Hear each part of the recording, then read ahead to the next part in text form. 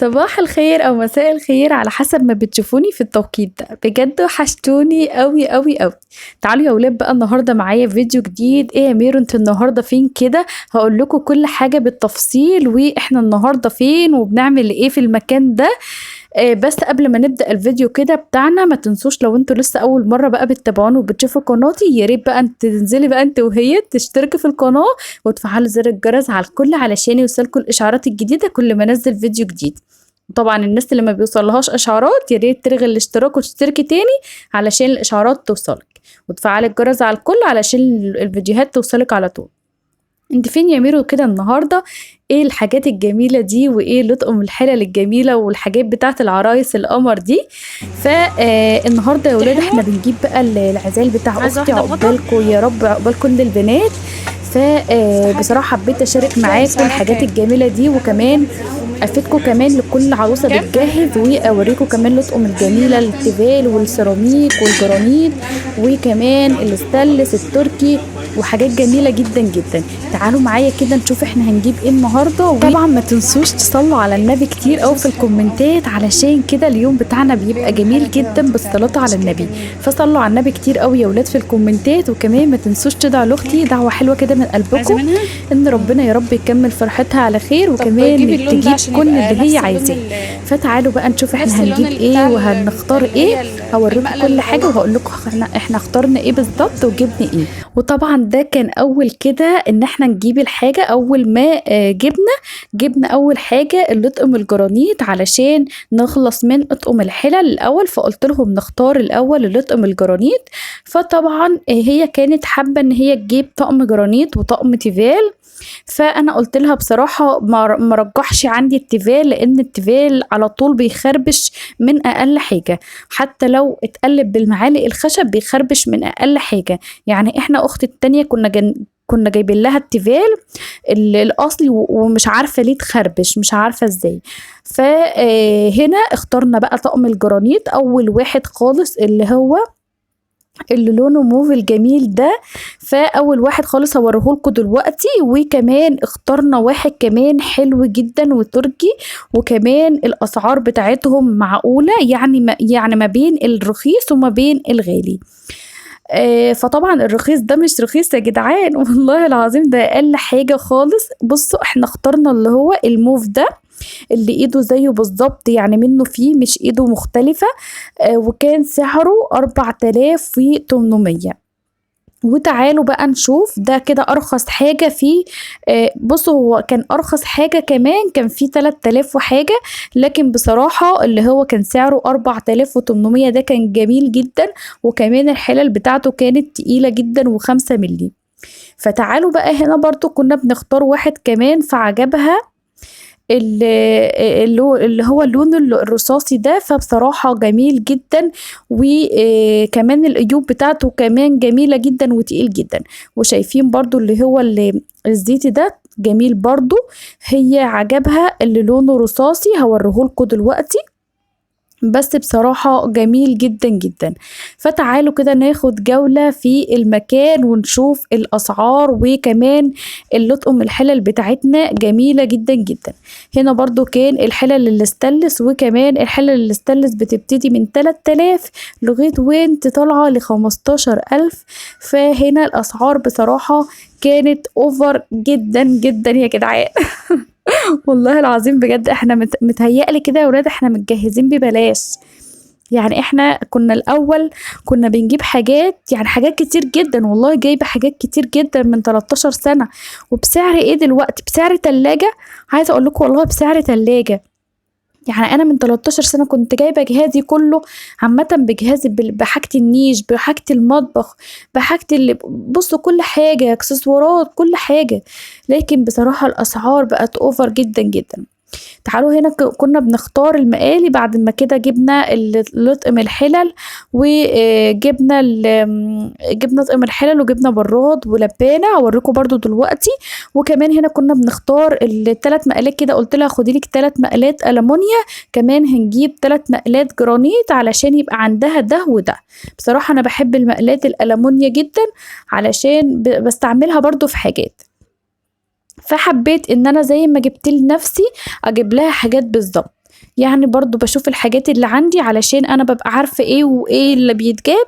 وكمان هنا كنت بجيب لها صواني البيتزا، فقلت لها نجيب دي ونجيب واحدة كمان كبيرة فرداني علشان يبقى عندك مقاس كبير، والاربع صواني كمان دول يبقى عندها 5.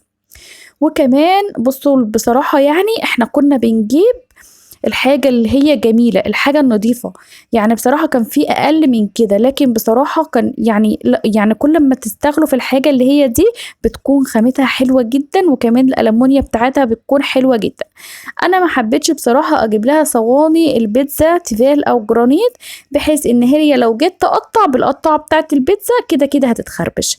فقلت لها بلاش، هنجيب الألمونيا أحسن، لأن أنا عارفة إيه اللي بيستعمل، إيه اللي نجيبه جرانيت وإيه اللي نجيبه ألمونيا وإيه اللي نجيبه ستانلس.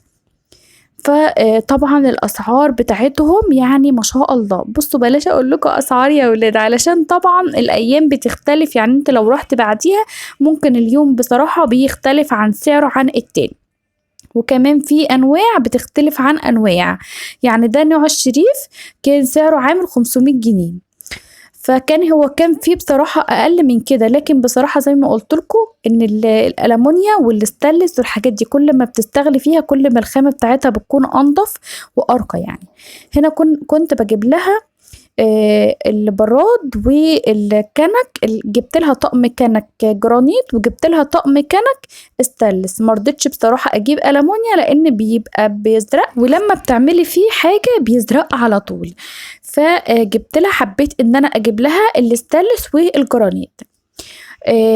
ده كده البراد الستانلس جبته لها كبير شويه، وجبت لها كمان لبانه، وجبت لها زي ما قلت لكم طقم الجرانيت الكنك، وجبت لها طقم الستانلس الكنك. برضو بيبقوا هما 3 مقاسات اهو. ده طقم الكنك الستانلس بصراحه جميل جدا، وكمان خامه عاليه جدا. ف يعني بصراحة كان في حاجات أقل من كده. يعني بصوا كل واحد برضو يجيب الحاجات اللي هي ايه على قده. فبصراحة أنا بحب إن أنا أجيب الحاجة نظيفة زي حاجتي بالظبط. هنا برضو كنت بجيب لها البراد، جبت لها براد كبير شوية، بحيث برضو هي يعني في بيت عيلة وبرضو وكده، فجبنا لها البراد كبير شوية، وجبنا لها واحد كمان صغير شوية. وده طقم الكنك الجرانيت برضو كان سعره عامل 480 جنيه. فبرضو انا بقول لكم ده اسعار يعني اليوم. تعالوا بقى بعد كده ممكن تلاقوا الاسعار غليت، ممكن تلاقوا حاجات خامات اقل من كده، بيبقى في حاجات اقل يعني في الخامات.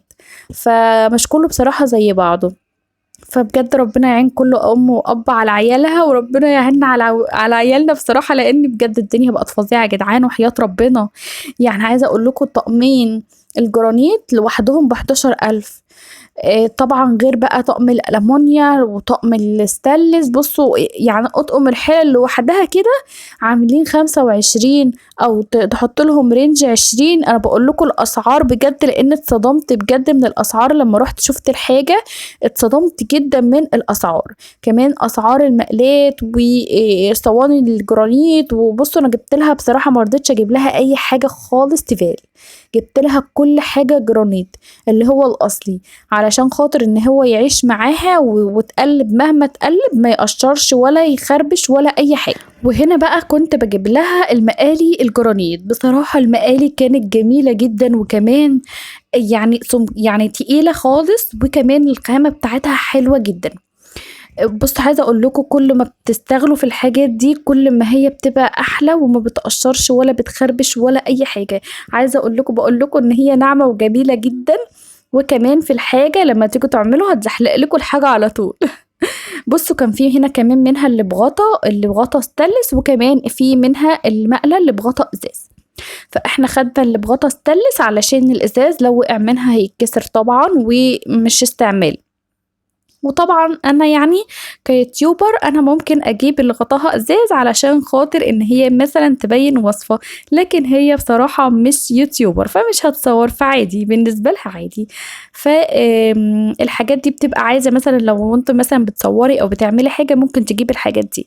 لكن بصراحة كاستعمال الغطا ستانلس احلى كتير بصراحة، لان لو وقع كسر الازاز مش هيرجع تاني، خلاص كده انتهى. فهنا زي ما قلت لكم بقى ان انا كنت بختار لها، جبت لها واحده اللي بغطا، وجبت لها كمان المقاس اللي هو الوسط ده لان مش موجود في طقم الحلل، وجبت لها كمان واحده الغويطه. بصراحه كانت جميله جدا، وكمان تقدر تعمل فيها اي طبخه وتكون غويطه وجميله جدا. هنا دي مقاسات ده مقاسات بصراحة. فطبعا بصوا عايزة اقول لكم كل عروسة يعني بصوا جيبوا الحاجات اللي انتوا هتستخدموها، ما تقفروش بجد لان الحاجات بقت غالية جدا جدا. بصوا كل حاجة غالية، مفيش يعني. بصوا المقلية بس الواحدة ب500 وحاجة، وفي مقلية ب1000 وحاجة اللي هي الغويطة شوية، وفي الجريل ب1500. فالحاجات بجد اوفر جدا يعني يا جدعان وحياة ربنا. فبصوا بقى الفيديو ده بصراحة عملته لكم علشان يفيدكم كتير جدا. كل عروسة بتجهز وكل حد بيجهز وكل واحدة فيكم عايزة تجدد حاجة.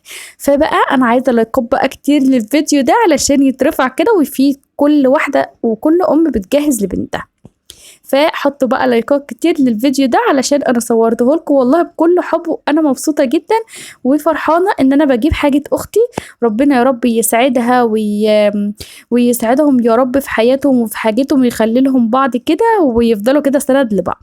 هنا بقى كنت بنجيب الحافظات كده بتاعه طعام. العلب دي بصراحة جميلة جدا جدا والله العظيم، وكخامة جميلة جدا بصراحة. فلكن أسعارهم بصراحة أنا معرفش أسعارهم. وتعالوا برضو نشوف الحاجات التانية احنا هنجيب ايه برضو، وهنختار كل حاجة مع بعض. وفي فيديو تاني لأن الفيديو ده كان هيطول جدا هنختار فيه طقم اطقم بقى الاطباق وكده. وهنا كنت بجيب لها الكسترات دي جميلة جدا تحطها على الرخامة او على تحط يعني الحاجات سخنة عليها وكده. كسترات تقديم. عايزه اقول لكم بقى على المكان ده عند ميدان الساعه في طنطا، اسمه الشاطر. هناك في تقاطع هناك في الشارع اللي قدام ميدان الساعه بالظبط. الناس اللي من طنطا والناس اللي من حوالين طنطا، يا رب كده الفيديو يكون عجبكم. ما تنسوش بقى تعملوا لايك وشير وسبسكرايب، وان شاء الله باذن الله تكمله الفيديو ده في الفيديو اللي جاي. وسلام، اشوفكم على خير.